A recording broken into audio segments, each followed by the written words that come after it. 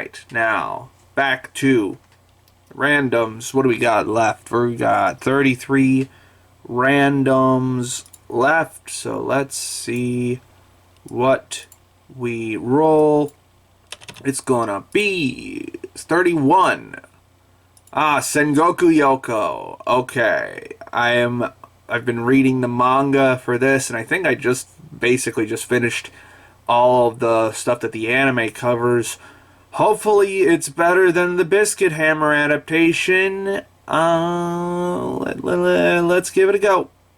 Alright, just finished up all of Sengoku Youko Part 1. I believe Part 2 is airing in the summer season. I was definitely a better adaptation than I was expecting it to be. Still some issues, but we'll get into it. But, if you've been following me for a hot minute, you know that I am a huge fan of Satoshi Mizukami, the manga author who did Lucifer and the Biscuit Hammer, which got a terrible adaptation. He did Spirit Circle, which hasn't gotten an adaptation yet. I kind of hope it doesn't, because it won't do it justice. Both of those are like my number 1 and number 2 manga, probably. Well, Berserk might be number 2, but I'd have to reread all 3 of them to see. And I've also read all of Sengoku Youko that is out so far in the US, which basically covers this entire first season of the anime. 6 volumes from Tokyo Pop, who have not announced any new volumes yet, and it's making me very angry that they haven't announced any new volumes yet, and I'm getting very concerned that the series is just dead. I'm annoyed. And I also saw Planet With when it first aired. And this is... Sengoku Youko is probably... might be my least favorite of the Mizukami manga. I'm not sure where I would chart it against Planet With yet. But of the 3 big Mizukami manga, like Biscuit Hammer, Spirit Circle, and this, it's definitely my least favorite, because the other 2 are 10s. But the anime still adapts a part of the core of this manga that makes it very interesting and very Mizukami, in that, like, I guess the big theme, for a good chunk of this first season is frustration with the fact that the world is complicated. Frustration with the fact that you can't simply boil things down to, like, this is absolutely good and this is absolutely evil. There is a lot of nuance on both sides of things that have to be taken into account, and when you try to flatten things into just good and just evil, you run into a lot of issues, and that there's going to be a lot of fallout from that, a lot of character corruption that comes from that. I think that's most apparent with with Shinsuke, who, well, maybe at least in the beginning, this pursuit of, like, righteousness, sort of combined with the death of a very close friend, sort of corrupts him in a way. That's a very, very simplified version of what his character arc is, but I think that's one of the... just saying that I had to simplify his character arc makes him a very interesting character. In fact, most of the characters in this are very interesting. We have Jinka with his kind of rejection of humanity at first, despite him being human and wanting to become a... I keep mixing up the syllables for it. Is it Kawatara or Katawara? Hold on, let me look it up. Hold on. I'm not going to look it up quickly enough. But, Katawara, there it is. I always mix up the syllables in that word for some reason. him wanting to become a Katawara, and then the experiences that he has over the course of his journey kind of complicating his thoughts on that until the final battle, which, I'll be honest, even in the manga, I was kind of disappointed in the final battle, like, slightly disappointed. It really went off the rails, and there wasn't really a lot of fixing that for the anime, especially considering that, look, this is 6 volumes of manga, and they put that into 13 seasons. You're not supposed to do that. Now, I will admit that they certainly did the best that they can with that, but you're not supposed to do that. It's not... that is a very tight space to put all of that information in, and it definitely shows in a lot of spaces. There are a lot of moments in this anime where it just feels like, oh, they're just breezing through dialogue. They are spitting this shit out as fast as possible because there is no possible way to cut it. If you were really going to do this right in just 13 episodes, some stuff would have had to get cut, which is unfortunate, because there is really nothing easy to cut out of this story. You would have to, like, completely rearrange some things, which I wouldn't have minded, like, but I also really liked even sort of, like, the things that appear to be filler at first, but are... I don't mean filler in terms of the, like, typical anime version of, like, not manga canon stuff. I mean filler in terms of, like, actual story writing filler. Of, like, oh, we have to put something here to bridge the gap between these two things. We have to pad some things out. Like, so, even, like, some of the filler-ish moments, I guess more episodic moments, let's call them that, were still really good in this. Like, the Barrier City episode was really good. But even under the best circumstances, which no company in this industry is in at any point anymore, except for KyoAni, even under the best circumstances, adapting that much content into 13 episodes would be a fucking stretch.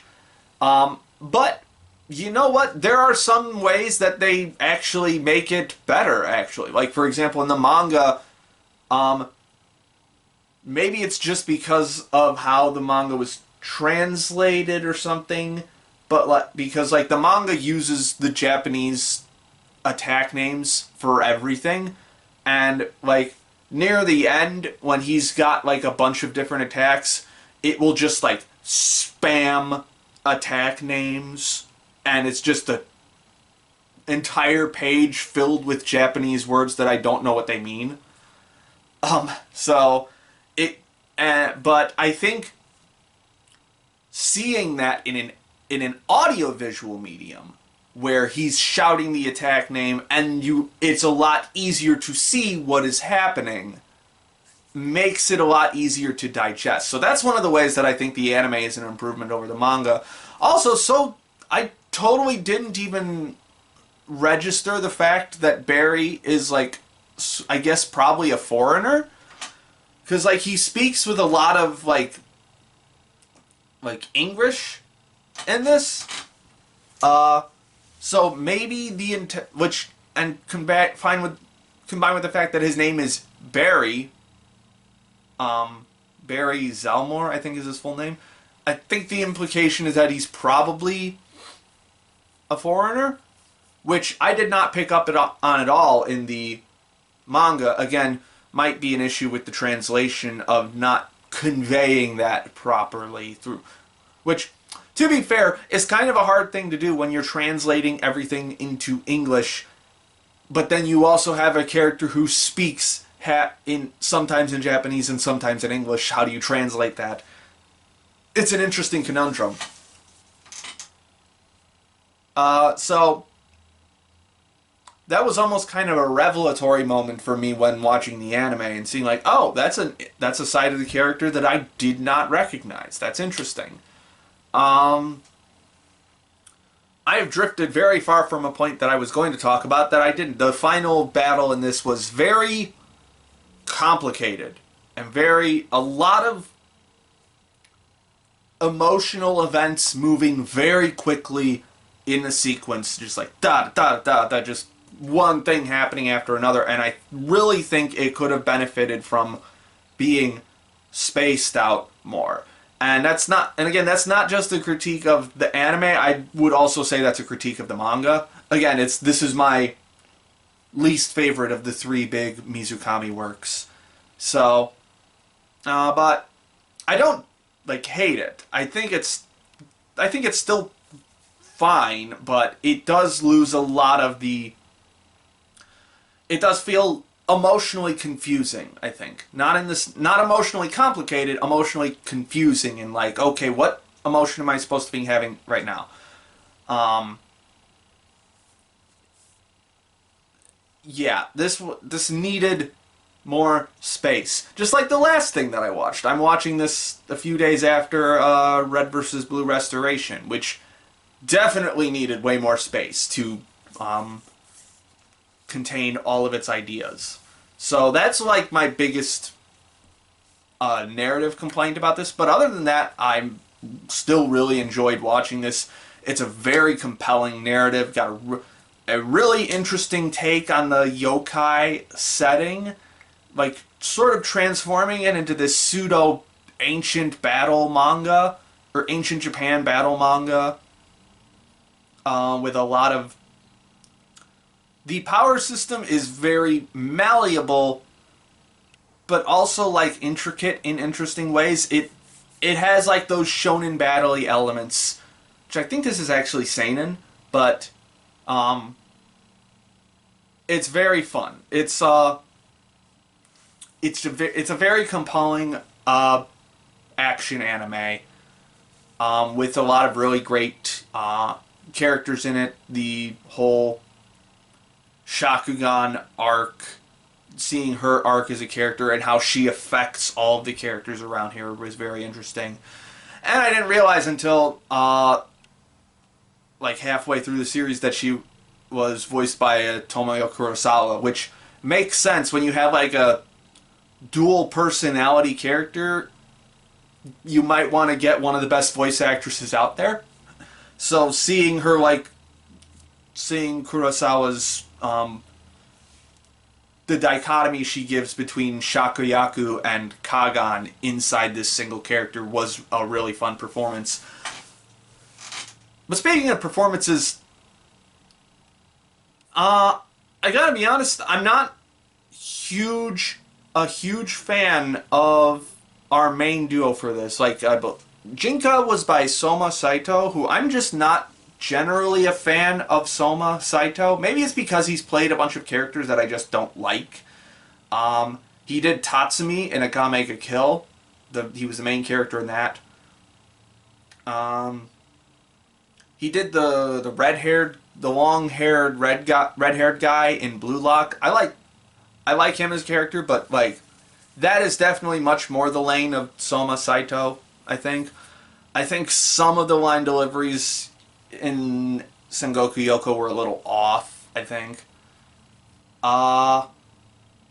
It wasn't a terrible performance, but there were definitely a few moments here there where I'm like, I would have picked a different voice actor for this.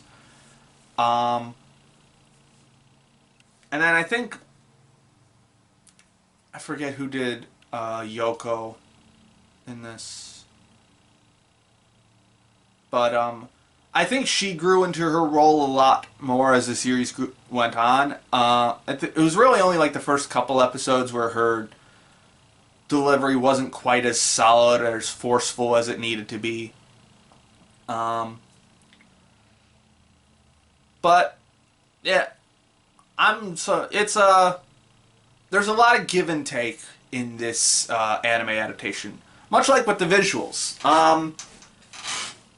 It's not anywhere close to being as bad as Biscuit Hammer. That's a plus. I mean, you really have to try to be that bad. But I think my biggest visual complaints might be with the character designs, because like Mizukami has these very striking visual designs that are just immensely impactful, and like they just have this like incredible like aura to them, and you can definitely still tell that these are Mizukami designs when you look at the anime, but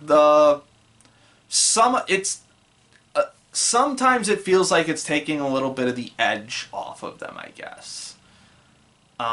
It's not an easy thing to adapt, I don't think, but actually really my main complaint is sometimes the compositing is a little off, and B, the color design for some of the characters I'm not a huge fan of. Jinka in particular, his color design, I'm not a huge fan of. This like very purplish kind of hue to him. That's not really what I imagined from the manga. Not that I got a lot of like proper looks at what he's supposed to look like, because the volume 1 cover is this very like artsy red kind of color with him in his Katawara form, so we don't see really what he looks like normally. I'm sure there are some color pages out there somewhere, but I just never came across them. Tokyo Pop doesn't do color pages for their imprints. So maybe that's just a me thing, and like I was expecting something different. Like I feel like a blue for his, like a dark blue for his robe would have been a lot more fitting, and like black, like straight black hair instead of like a purplish tint to it. Now I'm nitpicking, but it did kind of throw off like the rest of the color combinations with the other characters, in my opinion. On the other hand, the action scenes are really fucking good. I do have to admire that this show stubbornly refuses to use any CG whatsoever. I was very shocked that I did not see a single piece of CG animation in this for these admittedly very complicated fight scenes. Now, they're not always the best, like, shot fight scenes. Sometimes it gets a little confusing and a little, the frame can get a little cluttered sometimes, but they still have a lot of weight to them. Despite the fact that they're not, like, very Sakuga heavy fight scenes, they still look really cool. This is every episode I watch of this show, I'm like, they are cutting the absolute right corners for every single part of this. Like there is not a lot of like big flashy talent behind this show, but whoever is coordinating it, whoever is like the episode directors, the animation directors, those people, and then the individual talents under them really know how to like make the most efficient use of really impacting frame scenes and framing sometimes. Like one of the things that does carry over from the manga art-wise is the line work. There is some really strong, thick, and impacting line work in the series that really catches the eye a lot, especially with some of Doran in his tiger form. Looked really impacting. Not all the time, but most of the times, especially when it mattered. What was I going to say? Yeah, it's really good, really solid action scenes that are extremely efficient, not very flashy, but very fun. And I gotta say, the backgrounds were really good. They're not like incredible, but they have these like striking moments. Like I never saw a background that looked bad. The only time I really noticed is when like the compositing with the characters on top of it wasn't quite as good, but like the backgrounds were always really solid. Sometimes they were able to draw out these really interesting color palettes, like when they have the torii gates leading into the mountain, that just looked really fucking gorgeous. Yeah, it's just there's a lot of give and take in this series. Sometimes stuff looks really dang good, and sometimes stuff looks like it's just barely hanging on. Like, that even extends to the soundtrack, who apparently Evan Call did this soundtrack, who I believe was the composer for Violet Evergarden. This does not sound like the Violet Evergarden soundtrack at all. Some of the more, like, emotional tracks kind of do, and I think those are his best tracks in this. But then there's, like, the fight scene track that has, like, this, it's a combination of, like, guitars and drums and stuff with, traditional Japanese music, like taiko drums and flutes and, like, biwas. And it took a while for me to adjust to that sound, because at first I didn't think those two things fit really well together, at least in the combination that he had them. But it did kind of grow on me as the series went on. Yeah, this series has it's hard for me to talk, like, purely on the strength of the anime adaptation. Or, no, that's not what I'm trying to say. It's hard to me to speak of this purely as the anime by itself, because I have read all of the manga for this, or at least all of the manga content that this season covers. I can definitely speak more of it when the second season comes out, which I will definitely be watching, since Tokyo Pop seems to be not eager to put out any more volumes. But I can say that as an adaptation, it's not like a mind-blowing adaptation, but it is definitely above the pay grade that I was expecting it to be, and it is a competent adaptation despite how much stuff is crammed in. And again, I think under these circumstances, that's the best you could hope for. Alright, Sengoku Youko is complete. And we're going to scroll up. And we're going to put it just under the Spy Family movie. And you get a strong 7. Had some complaints here and there, but overall a really solid product. Alright, so how many do we have left now? We have 32 left in our randoms. So let's see what we roll next. It's gonna be 27. Cherry Magic. I believe this is a yaoi series, actually. Let's see if I'm right, and let's see if I like it. Alright, I watched about a little over a half episode of Cherry Magic, and honestly, it's just kind of boring. The two leads are just not interesting at all. It's very bland, and there's nothing like sinking its teeth into me. There is nothing here to say why I should watch this show in particular, other than it is like a full TV series of yaoi. And even then, like, I'm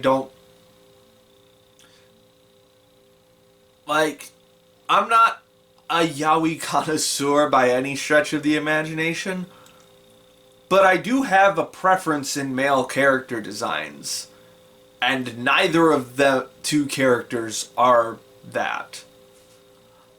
Also, the production is just pretty mid all the way through. It's not, like, incompetent by any stretch of the imagination, but the character designs are, like, super mediocre. The set design is just okay. Very basic color palette, very basic cinematography.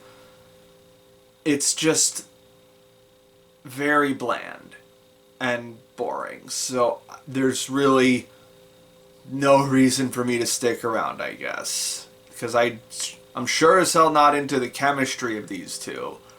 Maybe it'll develop more as it goes on, but aside from that, there's really nothing here for me.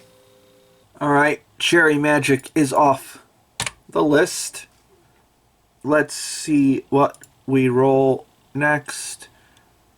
It's gonna be 19. What is 19? Gushing Over Magical Girls. Okay, this was another one of the big shows from this season. Let's give it a go. Why did I watch that whole thing? I know why, but okay. I just finished Gushing Over Magical Girls. That was a show. The short explanation of it is that this show functions on porn logic.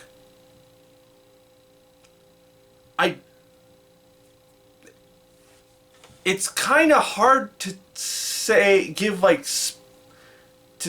specifically without getting in really deep into the fetish stuff.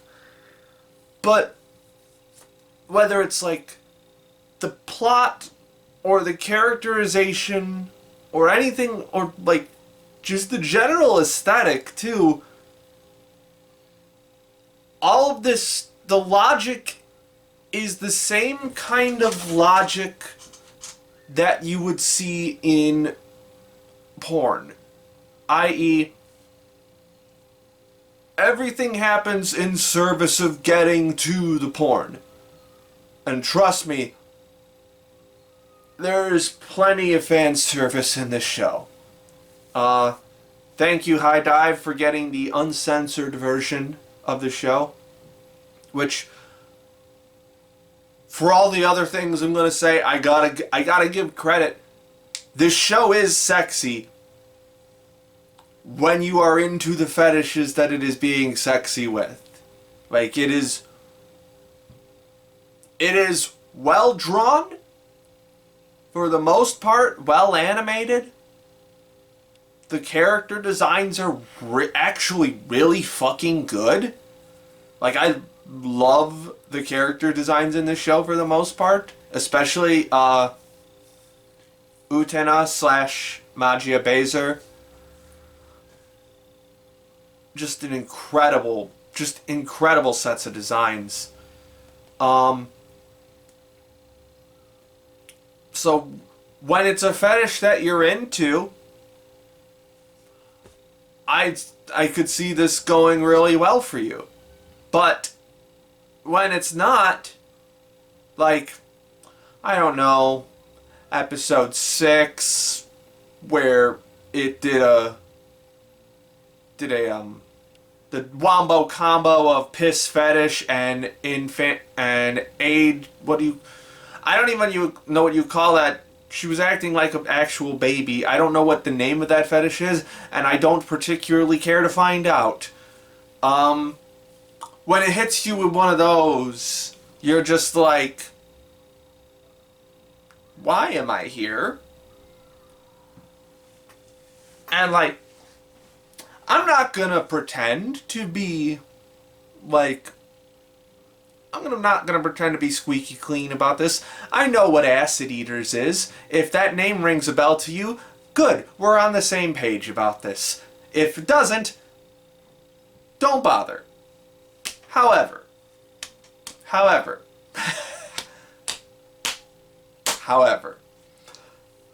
by episode 2, it dawned on me that this is just rape porn with extra steps. So, I'm struggling to figure out what angle I should approach this from. Do I approach this from the angle of this is a full 13-episode TV series, and I should judge it based on the fact that it is that? Or should I judge it from the angle of this is trying to be porn? Because it is also doing that. I don't know how to judge something that is a weird middle ground of those two. Because it's not, there is no on-screen penetration in this show. Why the fuck am I talking about this in the seasonal wrap-up show? Goddamn! So, by legal standards, it is not porn. Legally speaking, this is not porn. And I guess by functional standards, I guess it's not porn either, because I didn't actually jerk off to this show. It is very hardcore ecchi, and there are rape scenes in this. Multiple rape scenes that are drawn to be porn and not, like, terrifying. Like, so, this show has kind of fried my brain in that regard. And also in regard to the fact that it is about magical girls. Which, this show is taking the very, like, traditional in terms of the magical girls in this show, the aesthetic that it is taking is the very, like, traditional, bog standard, multicolored henshin magical girls, with a bit of a Super Sentai flair to them, just a little bit. It is very.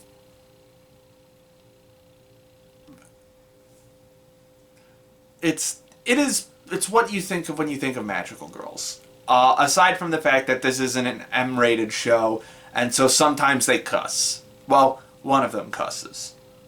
And then one of them gets addicted to being raped. Ugh, this fucking show. Which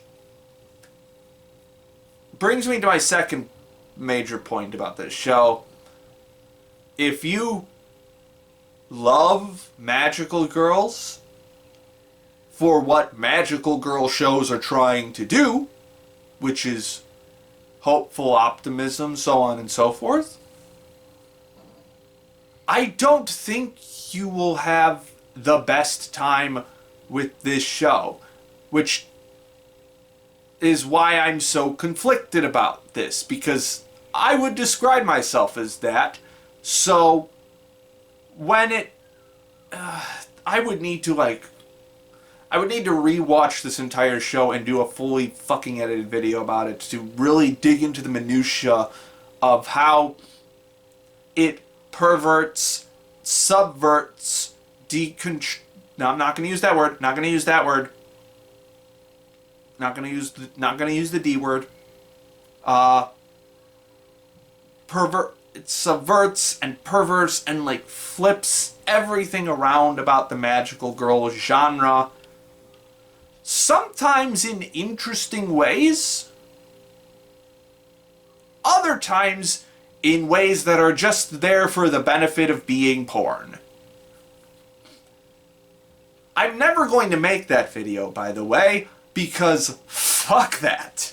Fuck that. So, I guess aside from that, it's a decently compelling story, kind of. Characterization is like, kind of like a B+, sort of. It is above, or B, we'll call it a B-. It is like, there's nothing especially spectacular about it, but the characters are fun. They have very distinctive personalities that feel that for some characters are a bit more than just one note. Other characters are definitely just one-dimensional archetypes. But they're fun. And the chemistry amongst the entire cast is really good. Oh, I do have to remark on one more thing regarding the porn. There is one outright, like, sex scene in this show between two of the girls. And for some reason, that ended up being, like, the worst animated and worst, like, constructed scene of all of the porn in this show. Like, it felt very stiff and awkward, and, like, maybe that was the point because of the two characters involved with it, that it was supposed to be awkward, but, like, it felt off. It didn't have the same zhuzh as everything else in this show. But you know what? Those two in question end up having a pretty interesting dynamic.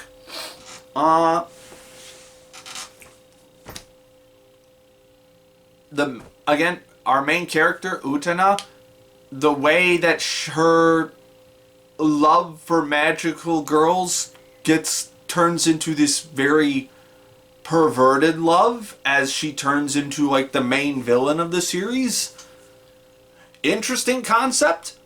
I'm mixed about my feelings on it because I am a very big fan of magical girls.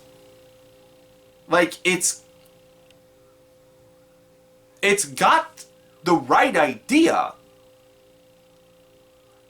and there's really nothing, like, faulty about it except when it just tries to crowbar in the porn.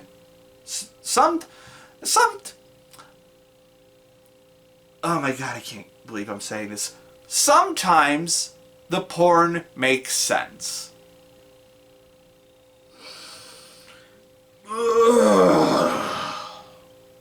Those words just came out of my mouth. But oh my god, my thoughts are so fucking scattered on this show. I guess the fact that I made it to the end says that I liked it.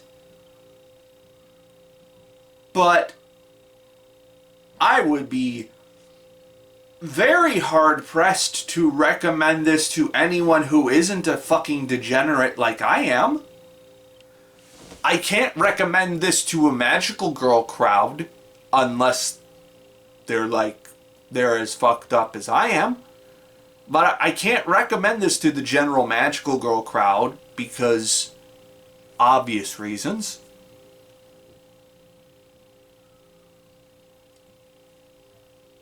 It's so... I think I'm grappling with a fetish so immensely specific in its intent that I understand, but my brain is also trying to reject. And I don't have anything else to add, I guess. I'm vamping for some reason. Sometimes when I get onto a show that I think I have a lot to talk about, I end up vamping to try and, like, say more about it and beef up the runtime a little bit. I don't know why I fucking do that. I just feel like I keep having to say more about it. It's a very interesting show. The character dynamics are very interesting. The relationship between Utena and Sayo, Magia Bezer and Magia Azur, is, while based in porn logic, is compelling, at least in that sense.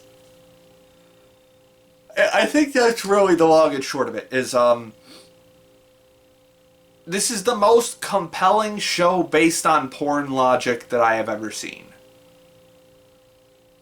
Now, how the fuck do I rate this? Alright, gushing over magical girls is complete.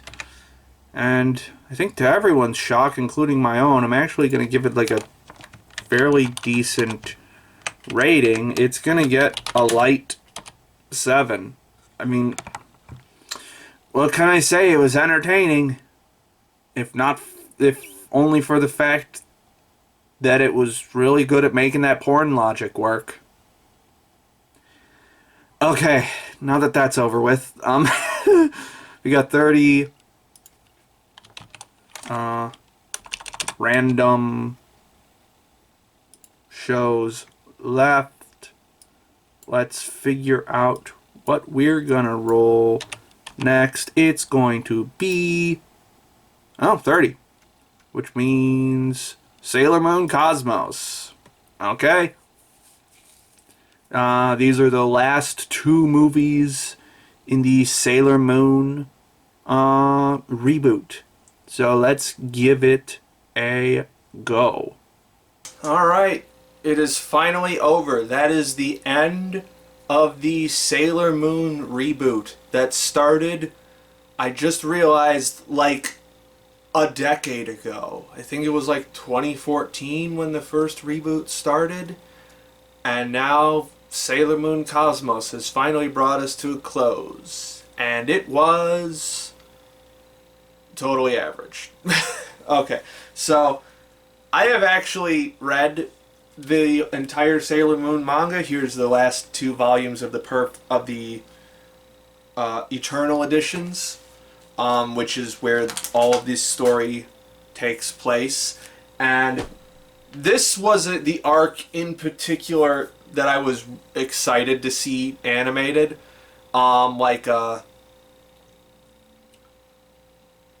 I think it was like 2 or 3 or 4 years ago now that I had read this. So I grew up watching Sailor Moon, like the original series, but I wouldn't really say I was like a fan until I read the manga a few years ago. And the Stars arc, which I believe that's the official name, whatever, was by far my favorite. Perhaps because it is like the most dire and most like battle manga forward, I guess. But actually more so it's because of Sailor Galaxia, who I thought was far and away the best villain of the entire franchise, because she actually seemed to be like well developed as a character. She seemed to have depth and like desires outside of be evil, do crime. And so I was really looking forward to seeing her portrayal in this movie, and to be honest, I'm kind of disappointed. Mainly because, and this is like a larger problem with the movie on the whole, they really crammed shit in. Like, this is like a little over like the average size of 2 volumes. This is like 2 1/4, 2.5 volumes of manga, maybe. Maybe it's only 2 volumes, who knows. But they cram all of that into a little over 2.5 hours. And it really needed more. Like, especially in the second movie, I was just constantly thinking, like, man, that needed to be longer. Man, we needed more development of that. That definitely needed more development. This needed to be like a full 11, 12 episode series to really have all of the points land, because this basically just felt like a slightly sped up version of the manga, which I'll just read the manga if I want that. I don't need it to go by faster. I want to see it adapted in a interesting way, in a cinematically engaging way, in a way where the script really draws out the best parts of the story. And this movie really doesn't give it that. It's watchable. It's, if you've seen it. Actually, I don't know if it's watchable if you've only watched the anime, because they really speed through some stuff, like the Sailor Starlights really get basically no development whatsoever. Whereas at least, like, they don't get a ton of development in the manga, but they at least feel like people as opposed to like plot devices. And also they get really terrible transformation sequences in this. They're not terrible, but they're just kind of lazy. Like, they do a little tap dance at the start, which is fun, and then it's just suddenly like, whoop, we're transformed now. It was so lazy. It was so uninspired. And like Sailor Galaxia's story was compacted into like at most a minute and a half of screen time. And I had some hopes for it in the first movie. This is 2 movies, by the way. This is 2 like hour 20-minute movies. And I had some hope for her in the first movie because she does have that very impressive like presence that she has in the manga. But then they just compact all of that in the all of her stuff in the second movie, and it just doesn't land. So it's kind of disappointing.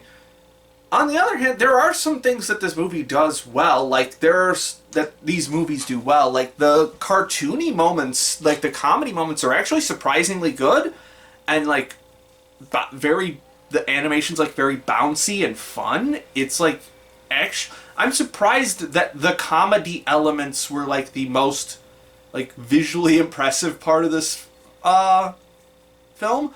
And you know what? The film's not bad looking, actually. Like, the compositing is surprisingly really good.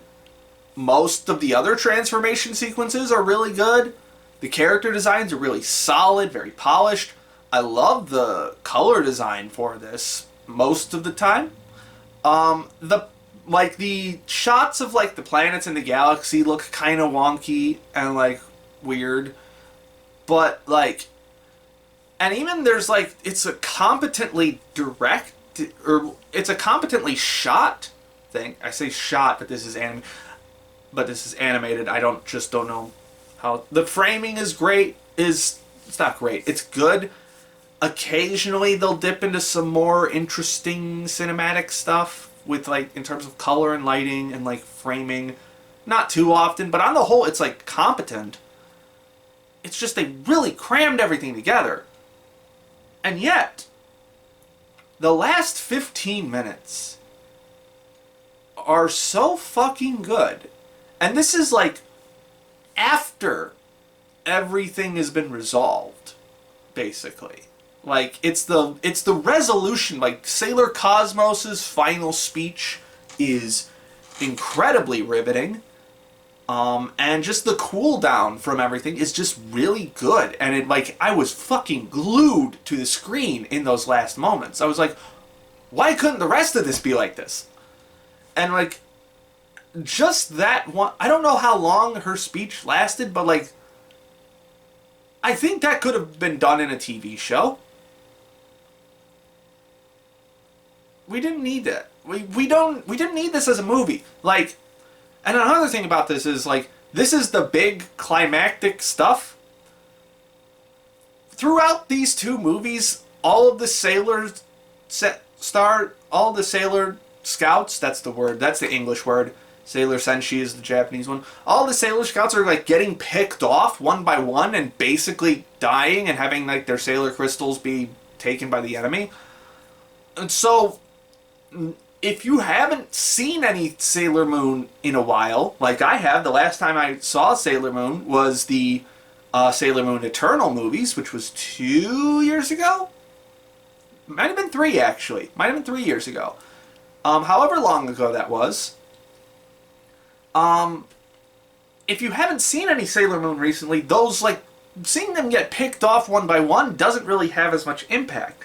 Like, ideally, you would adapt the ideal, if you want to do like a true by the book adaptation for Sailor Moon, all you need one 60 episode chunk. Maybe split it up into like maybe split it up into cores and do like 5 12 episode chunks, or like 12 to 11 episode chunks. and just have it run continuously. Like, because it really, the impact is lost if you put it down for a while. So that is my main complaint about the back 2 installments of this franchise. I'm not sure what I said about it when I watched the Eternal movies, because I remember liking the second Eternal movie decently enough. So maybe that one was good, but man, this really needed to be a TV series. I'm really getting tired of taking like giant chunks of long-running manga and people just going, all right, let's just make a movie out of it. No, don't do it. I blame Demon Slayer. Obviously, I blame Demon Slayer, but actually, I didn't mind Mugen Train. I thought that was good. For some reason, I thought that one worked really well as a single shonen movie. And then Jujutsu Kaisen Zero I thought was really good as a single, but that was also like, that was originally just a single volume of manga. So it made sense for that to be just a movie. Like, that makes sense. This does not. It's just, it's very frustrating that, because again, this was a good-looking movie. There is a lot of talent behind this movie, and it looked like they were on a really solid... It didn't look like they cut a lot of corners. Sometimes there was some wonky stuff, but not as much as I was expecting, for considering the fact that no one seems to give a shit about these movies. Like, I have not seen... Maybe it's just the circles that I run in, but no one was talking about the Eternal movies when they came out. No one was talking about the Cosmos movies. There's literally, like, maybe 2 rips of the Blu-ray on Nya. Maybe? Maybe it'll get brought over to Netflix at some point, and that'll bump it up. But, like, this movie came out, the Blu-ray came out like 4 months ago or something. Might have been 5 months ago now, actually. So, I guess I'm the only one who gives a shit, and I'm the only one who's a little disappointed. Fucking... I didn't even talk about the story of this, which was, like, good. Like, we didn't even dwell on the fact... It didn't even blink at the fact that we have basically... I'm not sure what term to use for this. Trans Sailor Scouts? Intersex Sailor Scouts? Again, it's been so long since I've read the manga, I don't know the details. And the movie just does not do anything with it. It just kind of does it. And like, because like, this is a passable movie. This is like a, if you are already familiar with the manga, this is a passable movie. I can't speak to whether it is a passable movie if you don't. Because I kind of doubt that it is. I honestly kind of doubt that it is. And I kind of have to judge it for that. Because I could just read the manga. Like, the manga looks fucking gorgeous. Like, here, let's go to the other volume. Because there's some really fucking, like, incredible looking shit in here. Like, just, it's so fucking, like, intense and shit. And it's just, like here, we got a shot of fucking Galaxia just being badass. I just wish, if I had the power to do so, I would do what I said. I would do 5 cores adapting each arc of Sailor Moon, which is basically what it was doing when it was still a TV series. Like, the first series was like 24 episodes long, and it adapted the first 2 arcs.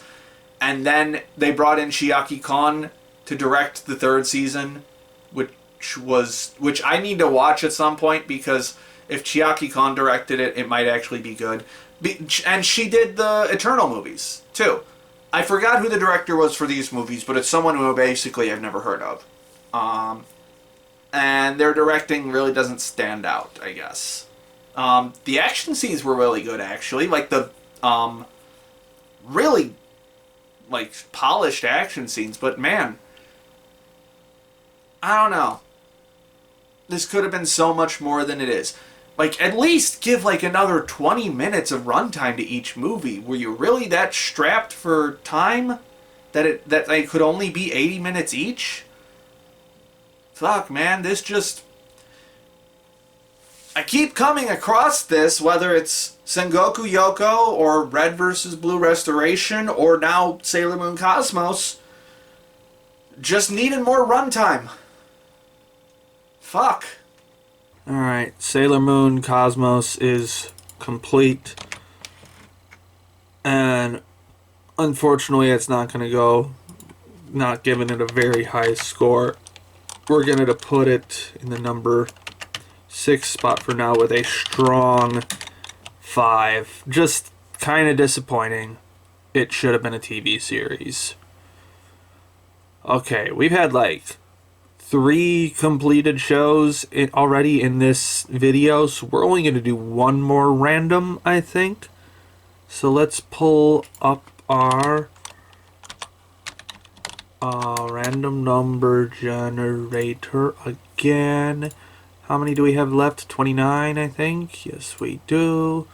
Let's see what we roll next. It's gonna be 29. Okay, then. Which I believe is Maboroshi. This is the new Mario Kata movie, which I have not heard anybody talk about at all. Probably not a great sign, or it could be good. Let's find out. If I had a nickel for every Mario Kata original anime film that had a very convoluted incest subplot in it, I'd have 2 nickels. Which isn't a lot, but it's weird that it happened twice. Before we start, I apologize if I sound off or if I start sneezing wildly during this recording. I have a cold, which I guess was the perfect time to watch Maboroshi. This is the new Mario Kata drama film. Kind of surprised I liked it as much as I did. This genre is very much outside of the things that I seek from anime. Well, actually, there was a lot in here that I did like. That is, like, definitely very me. I'm not opposed to melodramas, actually. I kind of like it. I made a whole video on melodramas, centering around Darling in the Franxx. So, it's not the melodrama part that I dislike, it's the... Actually, now that I think about it, I'm trying to figure out... Whatever this... teen... I can't put it into words, but... Whatever this is typically outside my realm of, like... of things that I seek out and things that I enjoy. Teen angsty dramas with slight some kind of supernatural twist to it, I guess. But I liked this one. Not entirely. This, I will say, I don't want to say the pacing was off, but it was... This is a very slow burn. Actually, no, it's not. This is a very start and stop kind of film. Yeah, it is the pacing. The pacing is a bit rough. It is very jagged. Sometimes really nothing of interest happens at all. And then other times a whole lot of stuff happens. I would say the second half of the film is definitely stronger than the first half once they sort of give up on this. So essentially, like, this, it's this town has been kind of cloned and then trapped in a pocket dimension where time doesn't progress, or it seems to repeat the same day, it looks like. And so no one ages.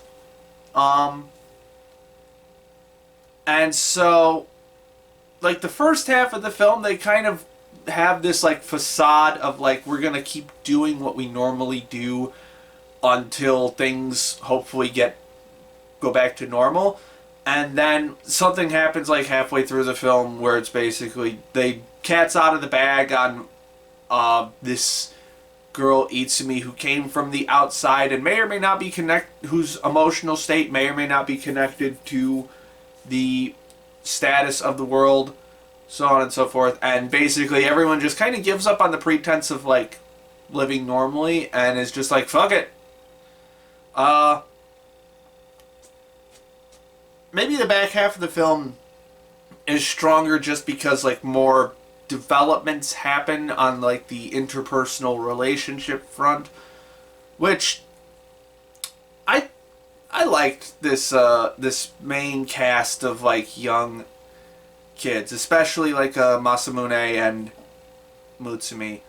I kind of liked that Mutsumi is kind of a bitch. I kind of like that she's not, like, this typically in this role you would get some kind of manic pixie dream girl, or you would get, like, a plain Jane like, darling of the class kind of character. Mutsumi is not that at all, which makes her way more interesting and I think makes this film a lot more tolerable. And I like that a lot of these characters seem to, like, have pretty not well fleshed out personalities, but they are, like, solid, believable personalities, and some of them actually have things that they want to do and, like, display that desire throughout the film. Like, Masamune wants to be an illustrator, so he just doodles all the time. Even though the way that he, like, is confronted with the fact that he's never going to become an illustrator because he's trapped in this fucking weirdo pocket dimension. The way that he grapples with that throughout the film is pretty engaging. And so on for everyone else in this film. Some of the shit's kind of annoying, to be honest. This Mutsumi's dad, I think, stepdad, basically becomes kind of a cult leader slash the leader of the town. He's basically the leader of the town for the first half of this because everyone just decided to go along with his fucking weirdo, insane deity stuff. Which I do like this idea that the film has of, like, the town could have done whatever they wanted at any point. They didn't, like, they just wanted to kind of submit to a higher power, and this guy, Mr. Sagami, kind of fulfilled that role by placing basically making a deity up out of whole cloth, almost. And I like that the turn in the film eventually of, like, we could have tried to fix this whenever we wanted. We just didn't try, which I think is what's the word I'm looking for?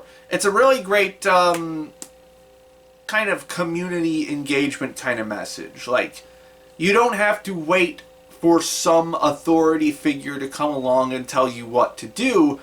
You can just get together with your community and figure out what it is that you need to do to make things work, how to make your town survive, how to prep the world for the next generation, so on and so forth.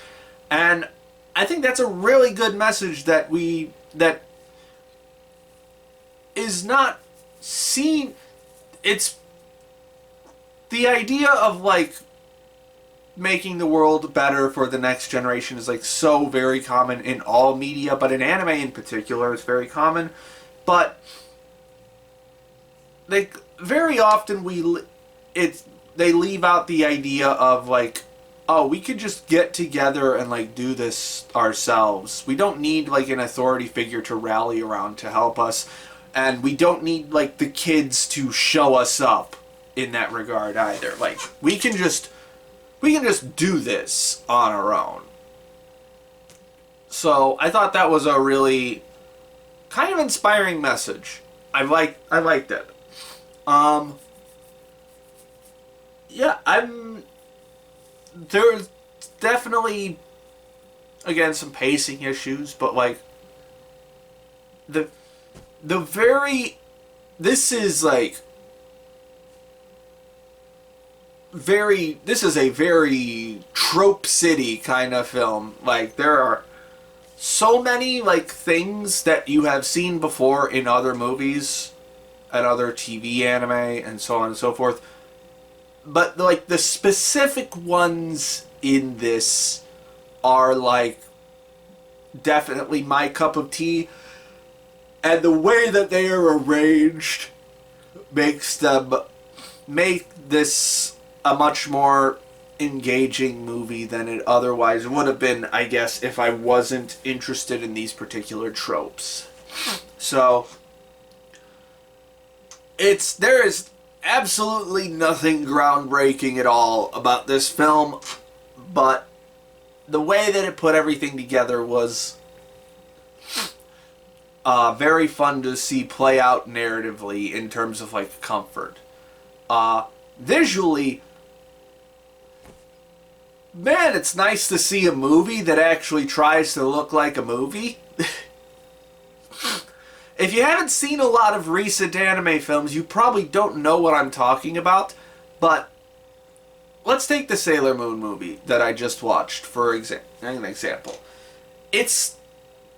That was a really good-looking animation. That was really good-looking animation in terms of like TV quality. Like it looked polished, it looked clean, but nothing about it screamed, I'm watching a movie right now. It was just like, I'm watching an extra long episode of the TV anime. Of a good-looking TV anime. Maboroshi is a good-looking anime film. This is like film quality stuff. The things that it is attempting to do with how detailed the environments are, although most of them are CG, but they are extremely detailed. The particular movements of the characters, how detailed they are, how specific they are. Like, there's this one scene of, like, Masamune, like, scratching out something on a piece of paper, and it, like, rips through the paper onto the wooden desk behind the paper. That just looked really fucking good. Color design is solid. There's nothing super impressive about it, but it is like, it knows what it wants to look like, and so it does that. So props to it for that. Yeah, it's just nice to see a movie that is actually, it's nice to see an anime film that is actually trying to look like an anime film. So you went above and beyond the standard of mediocrity. Soundtrack was kind of weird though. It stood out very bizarrely in some places that didn't quite fit. But I like this movie. Again, it has this really nice shit. Oops. Oh well. It has this really nice coalescence of tropes that I am particularly interested in. Characters were likable enough, but also like human enough to where like you kind of liked some of their flaws, except for Mr. Sagami, who's just fucking annoying all the way through.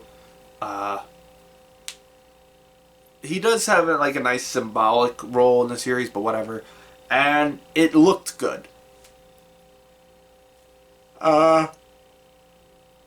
This is more than I was expecting. because I had the last Mario Kart movie, which is Makia. I think I only made it like 20 minutes in before I paused it and just never came back to it.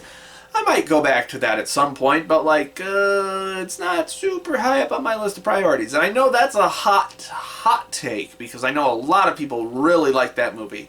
And not a whole lot of people seem to like this movie. But I did. It was good. Alright, Maboroshi is complete. By the way, the full Japanese title for this, which is, what is it? Let me draw it down here. Alice to Terese no Maboroshi Kojo, which is like, what's the full title for this? It's like Alice and Teresa's Illusion Factory. Makes no goddamn sense. I have no clue what the fuck that's referencing. But anyway, movie's done. And we're going to put it just above Gushing Over Magical Girls with a light 7. Thought that was a good movie. Had some fun. Okay. So we've had like 4 different completions just in this one video segment. So we're gonna... I think it's about time we jump down to an end cap, which is A Sign of Affection. This was the big shoujo production this season. Hopefully I like it as much as Yamada-kun. Let's give it a go. Alright, another fun little shoujo rom-com in the books. Unfortunately, I'm still sick like I was yesterday, but I managed to relax through all of A Sign of Affection. As you might guess from the pun in the title, this is a sign language based one, which I'm surprised that anime has like more than one of, I guess. There was a silent voice, which I still haven't watched yet. I read about half of the manga. I definitely need to see the KyoAni movie at some point. But and then there was a deaf character in the series Gangsta from, God, what was that, 2014? 2015? Somewhere around there. And so, based on my memories of that, I was going to be interested in hearing how this character was going to sound, because for that one, like, they specifically went out of their way to get someone who was, like, who actually was deaf to read the lines. They didn't go that route for this one, because this character just, our main character, Yuki, just doesn't speak, so she just has an inner monologue. But they did come back with it later with a different character. Like, at first, I wasn't sure what I was hearing with this character of Madoka. At first I was like, well, that voice sounded a little weird, and then they came back with like, oh, she lost her hearing later in life, so she's still trying to speak, but now she's just can't hear herself speak. So I was like, oh, cool, they remembered to put that affectation in, so that's good. My thoughts are going to be a little scattered, unfortunately, because I'm in a brain fog from this cold, but I'm gonna power through, because fuck it. Very fun show. This was probably the best show I could have watched with the cold, to be honest. Super, like, chill and relaxing. Very low stakes, rom-com that still had its nice little, like, chest-tightening moments here and there. Mostly through characters, lacking self-confidence in themselves to shoot their shot. But yeah, I adored pretty much all of this cast. Yuki, I will say Yuki is a little on the bland side, but she still has like her own like, what's the word? She has like her own unique worldview on things. Like you definitely get the sense of what the world is like for her as a deaf person, and her desire to delve into other people's worlds and how other people see the world. Not necessarily through hearing, but just through experiencing their lives. Which makes her romance with Itsuoji, I think is how you pronounce that. With him very fitting in that he's like this sort of globe-trotting kind of college student. Very fun guy, super chill. He really doesn't have like anything like wrong with him or anything. Like he doesn't really have any neuroses or hang-ups. Really, he's just kind of like he's a little awkward and like in your face sometimes, but those are more like eccentricities rather than things that he needs to like fix about himself. He's just like a normal functioning adult, which is kind of cool. It really sets the tone for like, oh, this isn't a guy who needs to fix himself in order to be with Yuki. He just has to be a good guy and respect her boundaries, which he does in very fun and cutesy ways.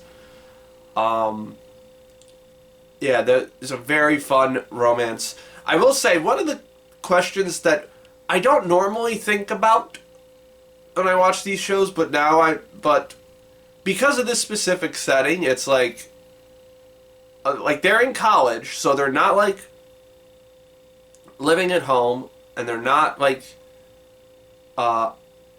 and they have like part-time jobs, but they don't have like big boy jobs yet.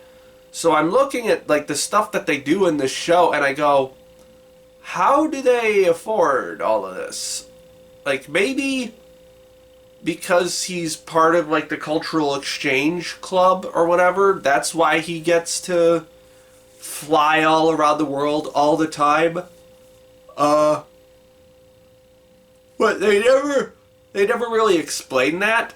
So I was just constantly being like, how do you keep getting money to fly to Laos and Cambodia and India and Myanmar and Thailand? It covers pretty much the entirety of Southeast Asia and like just sort of Eastern Asia. So he is a traveled man. Speaks 3 languages, working on like 2 more. Very easy guy to fall for because he's also just super chill.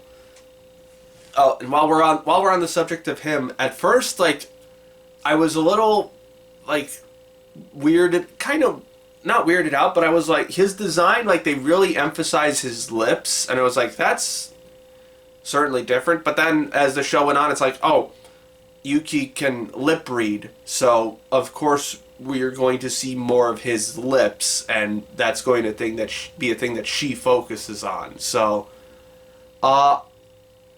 good call. Honestly, it was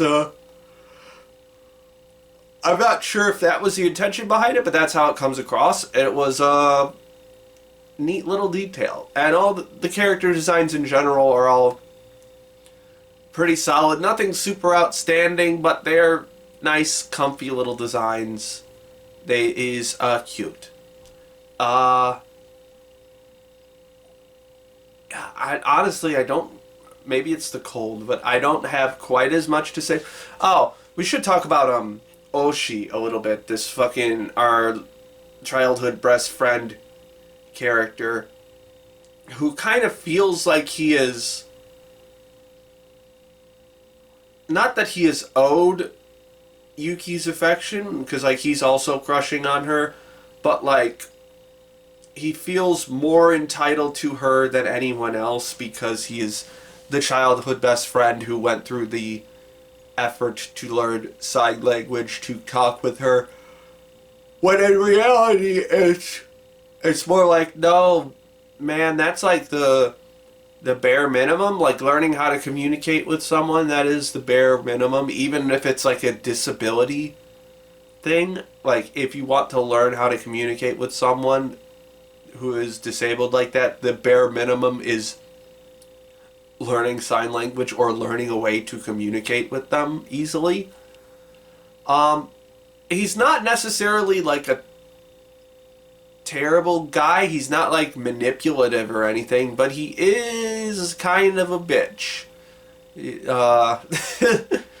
He's very pouty and a little off-putting in like how brash he is.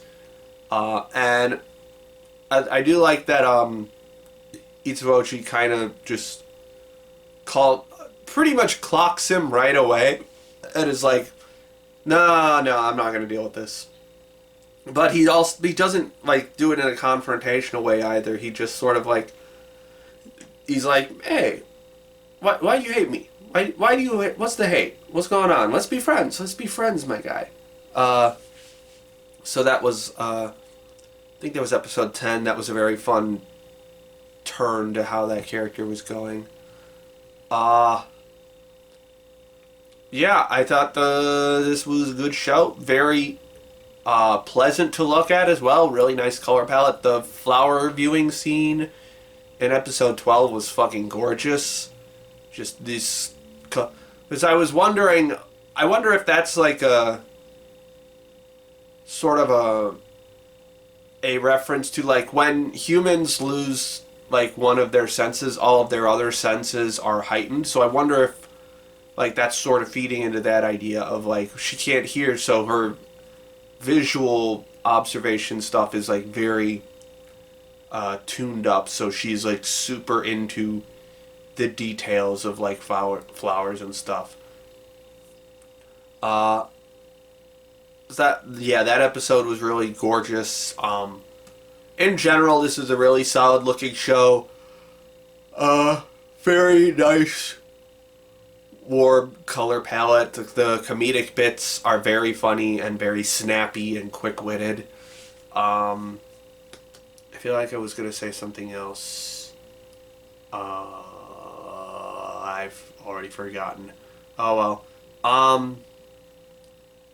Yeah, really enjoyed this. We are between this and Yamada-kun, we might be entering a shoujo anime renaissance, mayhaps. I think we're gonna need a few more. I might have missed a few more besides that, but if shoujo anime are making a comeback, I guess I should probably count Fruits Basket in there, but I didn't really like the remake that much.